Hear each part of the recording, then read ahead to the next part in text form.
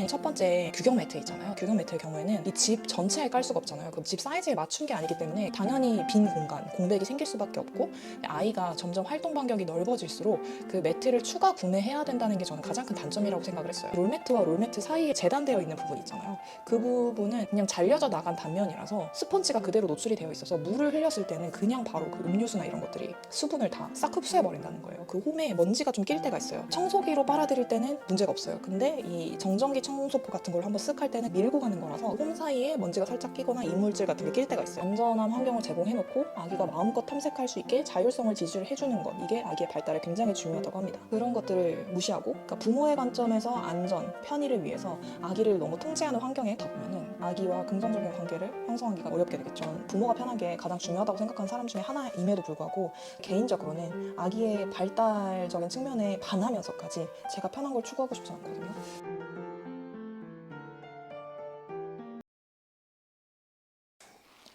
네, 안녕하세요. 오늘의 영상은 시공 매트와 베이비룸에 대한 영상인데요. 저희 집에 시공 매트를 설치를 해놨는데 이제 설치를 한 지 1년이 다 되어 가더라고요. 그래서 시공 매트 1년 동안 사용해본 후기, 그리고 어떤 매트 했는지, 얼마에 했는지, 장단점이 뭔지, 왜 이런 결정을 했는지 이것들을 좀 말씀을 드려볼 거고, 그리고 저희 집은 베이비룸이 없잖아요. 그래서 베이비룸을 하지 않은 이유에 대해서 이야기를 좀 해보려고 합니다. 일단 시공 매트 현황을 말씀드리면 저희 집은 알집 매트에서 시공 매트를 설치했고, 이거는 광고 아니고 내돈내산입니다. 아무튼 알집 매트에서 시공 매트 했고요. 50cm를 했어요. 그 블럭 한 면의 크기가 50cm라는 뜻인데 이게 70cm짜리도 있거든요. 근데 70cm짜리는 더 비쌉니다. 더 크고 더 비싸고, 70cm의 이제 장점은 아무래도 블럭에 눈금이 더 적게 되잖아요. 그래서 인테리어적으로 더 깔끔해 보인다고 하더라고요. 제가 직접 베이비 페어에 가서 비교를 해봤을 때는 뭐 그렇게 크게 차이는 나지 않을 것 같고, 저희 집이 엄청 넓은 집도 아니어서 24평에는 그냥 50cm 해도 괜찮겠다 생각이 돼서 50cm짜리를 했습니다. 저희 집은 24평 아파트고 확장형이에요. 거실이랑 복도 그리고 주방은 아일랜드 식탁까지만 했거든요. 그렇게 해가지고 108장을 깔았고 비용은 178만 2천 원 들었습니다. 작년 기준이죠.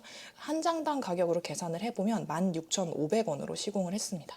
시공비는 제가 베이비페어에 가가지고 계약을 했기 때문에 따로 들지 않았고요. 할인을 해주셨어요. 아무튼 이제 시공 매트를 한 이유에 대해서 말씀을 드려볼게요. 매트의 종류가 일단 첫 번째로 가장 많이 하시는 일반적인 매트인 것 같아요. 정해진 사이즈대로 나오는 그 규격에 맞는 그런 매트 있잖아요. 저는 규격 매트라고 얘기를 해볼게요. 아무튼 그런 규격이 정해져 있는 규격 매트가 있고, 그리고 두 번째는 집 사이즈에 맞게 재단해서 깔 수 있는 롤 매트 형식이 있고, 그리고 세 번째는 블럭처럼 생긴 매트를 시공하는 시공 매트가 있죠. 저는 세 번째 거를 한 건데 그 이유는 첫 번째 규격 매트 있잖아요. 규격 매트의 경우에는 이 집 전체에 깔 수가 없잖아요. 그 집 사이즈에 맞춘 게 아니기 때문에 당연히 빈 공간, 공백이 생길 수밖에 없고, 아이가 점점 활동 반경이 넓어질수록 그 매트를 추가 구매해야 된다는 게 저는 가장 큰 단점이라고 생각을 했어요. 알집 매트 기준으로 2.4m, 2.8m 정도가 정가 70만 원이고요. 그리고 파크론이나 이런 데서 행사할 때 사면은 비슷한 크기를 30만 원대에도 살 수 있다고는 하더라고요. 30만 원대 사면은 뭐 나름 합리적이라고 생각이 되는데, 그 매트 한 장으로 모든 공간이 커버되지 않는데 70만 원이면 저는 조금 비싸다는 생각이 들더라고요. 그리고 필연적으로 아기가 걷거나 뛰거나 했을 때 복도라든지 이런 데 매트를 또 추가로 구매를 해야 된다는 게 좀 귀찮기도 하고, 뭐랄까, 또 추가로 또 돈이 계속 드는 게 별로 탐탁지가 않아가지고 저의 후보에서 배제를 시켰어요.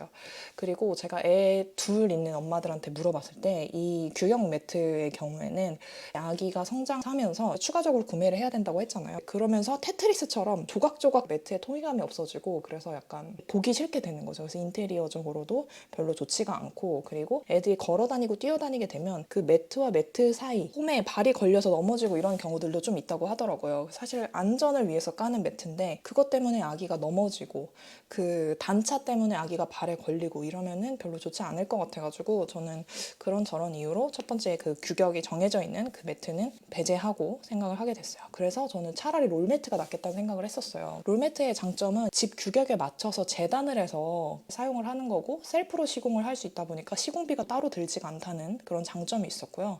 시공 매트보다는 가격이 저렴하다는 게 장점이었어요. 제가 그나마 롤매트에서 가성비가 좋다는 파크론인가? 뭐 육아 선배 언니가 알려줘가지고 집 사이즈를 다 재보고 대충 견적을 내봤더니 한 80만 원은 그냥 들겠더라고요. 거실이랑 복도까지 하는데. 그래서 생각보다 되게 비쌌어요. 왜냐면 롤매트가 딱 그냥 보기에 엄청 깔끔하고 좋아 보이진 않거든요. 약간 뭐라 해야 되지? 약간 저렴해 보인다는 축에 더 가까운 것 같아요. 아무튼 그런 거에 비해서 가격대가 꽤 나가는 느낌? 보여지는 거에 비해서 좀 가격대가 많이 나가는 느낌이긴 했어요. 깔끔해 보이지 않고 품질 자체도 엄청 마감이 좋은 느낌도 아닌데 한 80만 원? 생각하니까 너무 비싸게 느껴지더라고요. 그리고 청소기 돌릴 때 잘 안 된다는 분들도 좀 있으시더라고요. 청소기가 뻑뻑하게 밀리는 듯한 느낌이 있다고 해가지고 그 부분도 조금 별로였고, 그리고 이거는 롤매트 현재 사용하고 있는 언니가 알려준 건데 그 롤매트와 롤매트 사이에 재단되어 있는 부분 있잖아요. 그 부분은 그냥 잘려져 나간 단면이라서 스펀지가 그대로 노출이 되어 있어서 물을 흘렸을 때는 그냥 바로 그 음료수나 이런 것들이 수분을 다 싹 흡수해 버린다는 거예요. 그러면은 거기에 냄새도 날 수가 있고 좀 위생적으로 좋지 않아 보이더라고요.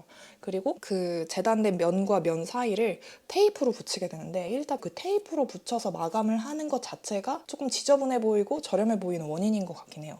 심지어 이 테이프는 때가 너무 금방 타서 자주 바꿔주지 않으면 더 지저분해 보이는 효과가 있더라고요. 그래가지고 대부분 롤매트 한 집을 보면은 항상 거기에 때가 껴있어요. 왜냐면 그거를 자주 바꾸기엔 너무 힘들잖아요. 그리고 저도 그걸 자주 바꿀 자신도 없고, 그래서 가격이 상당한 데에 비해서 좀 깔끔하지 않아 보인다는 게 단점이고, 또 청소하는 거랑 물 같은 거 절단면에 흘렸을 때 흡수하는 그런 이슈 때문에 그 가격을 주고 할 필요는 없다라는 생각이 저는 들었어요. 그래서 결국에는 시공 매트를 생각하게 됐는데, 사실 시공 매트의 단점은 가격밖에 없다는 이야기를 많이 하잖아요. 그리고 돌고 돌아서 결국에 시공한다는 말도 있고, 일단 제가 생각하는 장점은 딱 한 번 시공해 놓으면 더 이상 이 매트에 대해서 생각할 것이 단 하나도 없다라는 것이 엄청 큰 장점이더라고요.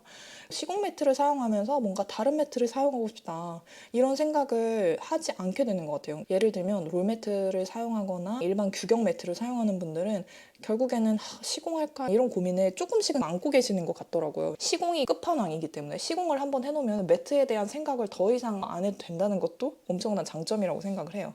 아무튼 간에 제가 1년 가까이 사용하면서 여러 가지 시공 매트에 궁금하실 만한 사항을 정리를 해봤습니다. 일단 첫 번째는 변색이 되는지, 쓰다 보면은 누렇게 색이 변한다고 하는데 어떤지 말씀드리자면, 일단 직사광선이 내리쬐는 이 거실에 변색이 하나도 안 됐어요. 변색 이슈는 아직 1년밖에 안 써서 그런지 변색된 부분이 없고 눈에 띄게 보이는 부분도 없습니다. 그리고 색이 노랗게 변한다고 그래가지고 일부러 약간 누런 컬러를 선택했어요.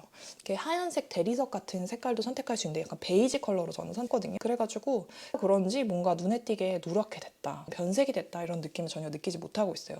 아직까지는 보기 싫게 변색된 느낌 전혀 없고요. 잘 쓰고 있습니다. 그리고 청소는 표면이 매끄러운 편이라서 그런지 로봇 청소기 잘 되고요. 무선 청소기 쓰는데 그것도 잘 돼요. 잘 밀리고 뻑뻑한 느낌도 전혀 없습니다.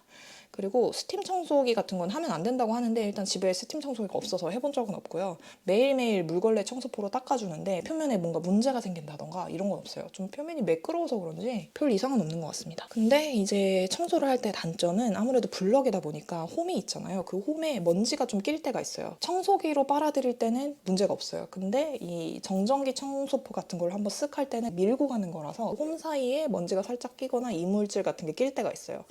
그리고 제가 이유식을 하다 보니까 이유식들은 굉장히 입자가 작잖아요. 그래서 그걸 바닥에 흘려서 그 시공 매트 사이에 끼면은 그걸 하나하나 빼내서 닦는 게 되게 귀찮아요.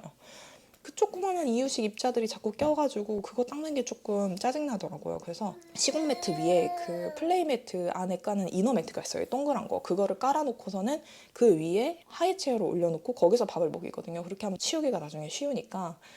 횟집 비닐 같은 거 깔고 먹이시는 분들도 있다는데 아무튼 뭐 그런 원리죠. 그래서 시공 매트 그 위에다가 이유식 흘리게 되면은 그 홈에 자꾸 껴가지고 닦는 게 조금 귀찮다. 그리고 일단 물을 흘렸을 때 어떤지, 제가 물을 굉장히 많이 흘려봤거든요. 1년 동안 생활하면서 물을 많이 흘려봤는데 물 흘리자마자 닦으면 그 안으로 스며들지가 않더라고요. 제가 처음에는 물 흘리고 나서 막 블럭을 떼가지고 안에 막 닦아야 되나 싶어서 블럭까지 떼고 봤는데 안에 하나도 안 들어가요. 이게 그 틈이 거의 없이 꽉 맞물려 있거든요. 그래가지고 그 안으로 웬만해서는 들어가지 않더라고요. 근데 물을 흘려놓고서는 꽤 오랜 시간 방치하면 스며들 것 같긴 하거든요. 근데 바로 닦아내면 전혀 스며들지 않는 것 같아요. 그리고 단단함, 매끄러움 정도에 대해서 얘기를 하고 싶은데 일반적인 규격 매트보다 조금 더 단단한 편인 것 같아요. 제가 공동육아를 하면서 다른 애기 집들을 많이 가봤잖아요. 그래서 다양한 매트들을 많이 밟아봤는데 그 일반적인 규격 매트들이 조금 더 말랑한 느낌이긴 하더라고요.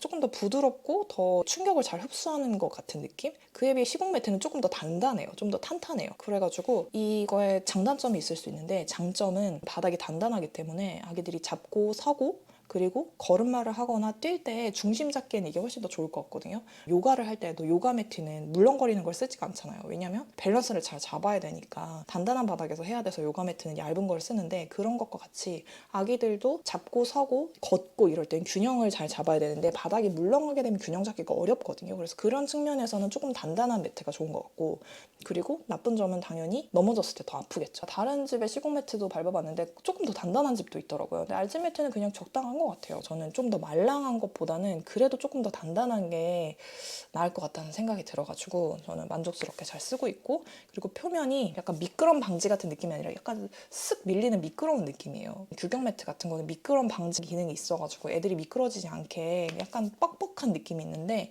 얘네는 약간 쓱 밀리는 미끄러운 느낌이에요. 그래갖고 그린이가 배밀이하고 내발기기 하는 시기에 내발기기를 안 하고 팔을 이렇게 대고 밀고 다녔단 말이에요. 다리로 이렇게 하면서 다리를 하면서 팔은 그대로 고정하고 그렇게 할 수 있는 이유가 매끄러우니까 그냥 쭉 밀리니까 계속 이러고 다녔던 것 같거든요. 아무튼 그 정도로 매끄럽다.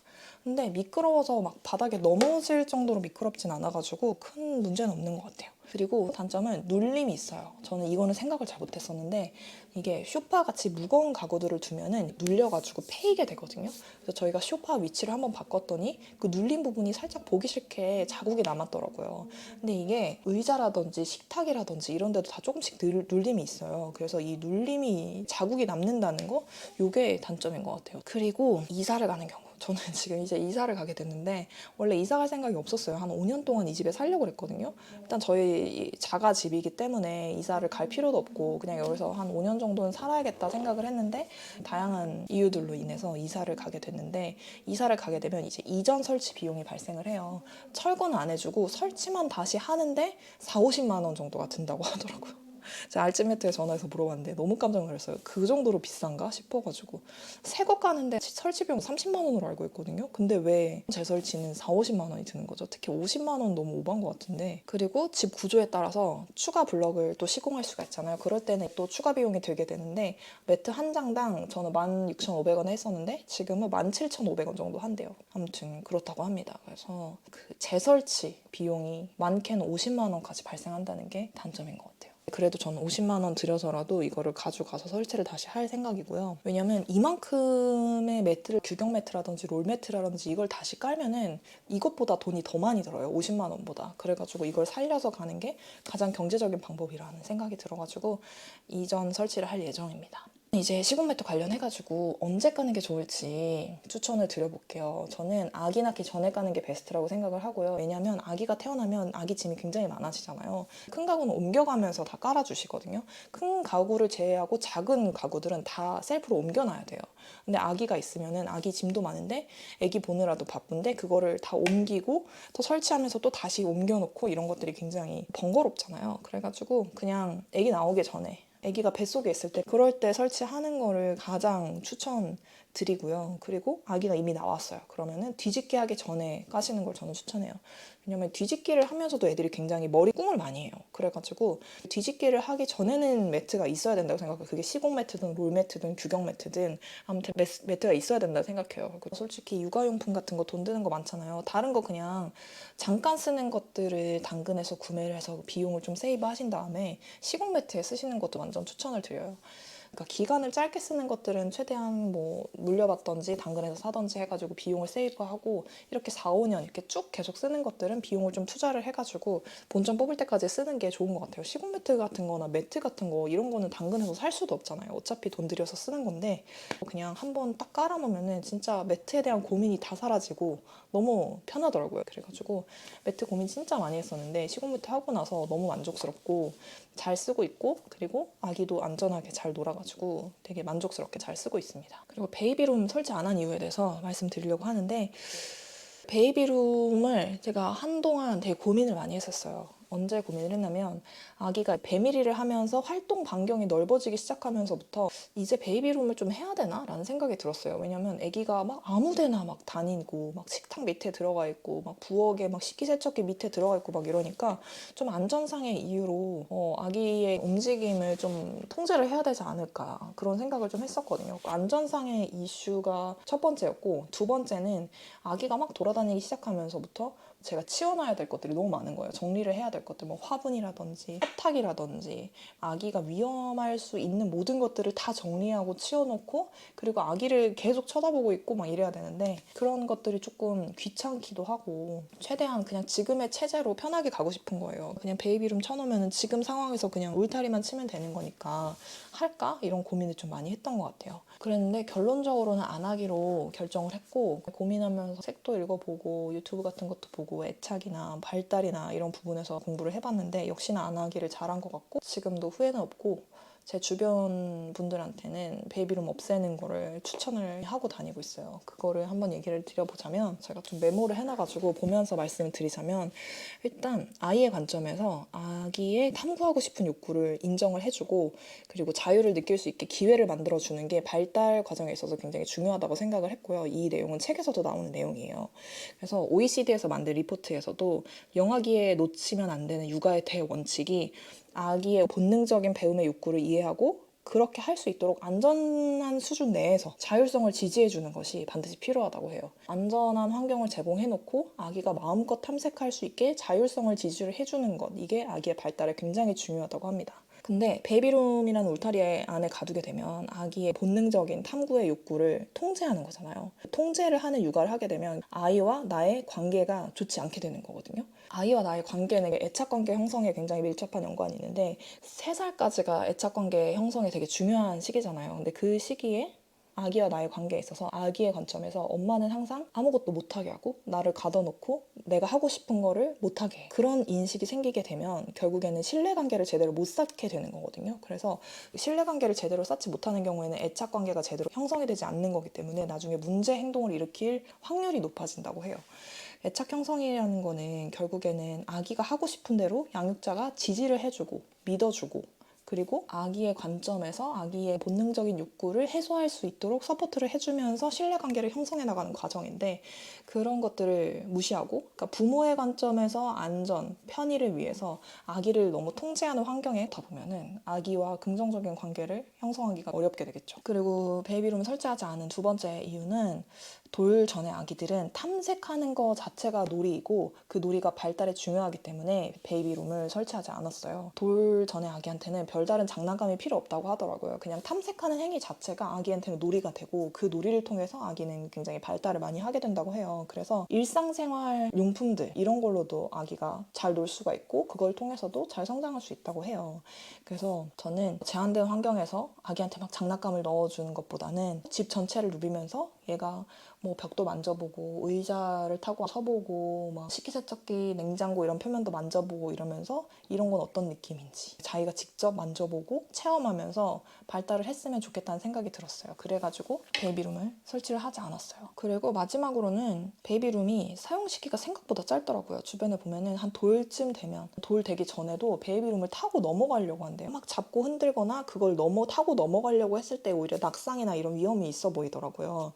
그래가지고 사용 시기를 생각해보면 아기가 뒤집고 배밀이를 시작하는 무렵부터, 그러니까 한 4개월 정도 되겠죠. 그때부터 본격적으로 사용을 하기 시작하는데, 그리고 나서 돌까지 사용한다고 하면은 한 반년 조금 넘게 쓰는 거거든요. 근데 뭐 더 길게 사용하는 아기들도 있긴 하겠지만 보통 돌 지나면은 얼마 못 가서 다 처분을 하시는 것 같은데, 그에 비해서 가격이 그렇게까지 착하지 않은 것 같아요. 비용은 꽤 많이 드는데 오랫동안 사용할 수도 없다. 그러면 가성비도 안 좋고, 굳이 아기를 가둬놓으면서 키울 필요가 있나 싶어가지고 저는 결국에는 안 하게 되었어요. 뭐 근데 집마다 사정은 다른 거니까 집 구조상 너무 위험해서 베이비룸을 반드시 설치해야 되는 상황도 있고 반려동물이 있어서 어쩔 수 없이 베이비룸을 설치해야 되는 경우도 있잖아요. 뭐 그런 경우를 제외하고는 그냥 조금만 더 아기한테 시선 집중해서 위험하지 않게 하고 그리고 좀 더 부지런하게 환경들을 잘 조성해 주기만 하면 베이비룸 없이도 충분히 잘 생활할 수 있다고 생각을 해요. 베이비룸이 있으면은 육아가 편해지는 건 사실인 것 같아요. 저도 편한 육아를 굉장히 지향하는 편이지만 제 영상들을 많이 보셨으면 아시겠지만 저는 부모가 편한 게 가장 중요하다고 생각하는 사람 중에 하나임에도 불구하고 개인적으로는 아기의 발달적인 측면에 반하면서까지 제가 편한 걸 추구하고 싶진 않거든요. 그래가지고 베이비룸 하지 않았는데 지금 굉장히 만족을 하고 있고 제가 베이비룸 없애는 게 낫지 않냐 이런 얘기 했던 엄마들도 있는데 없애고 나서 다들 만족하셨어요. 왜냐면 엄마는 더 힘든 거 맞거든요. 근데 애들이 너무 좋아해요.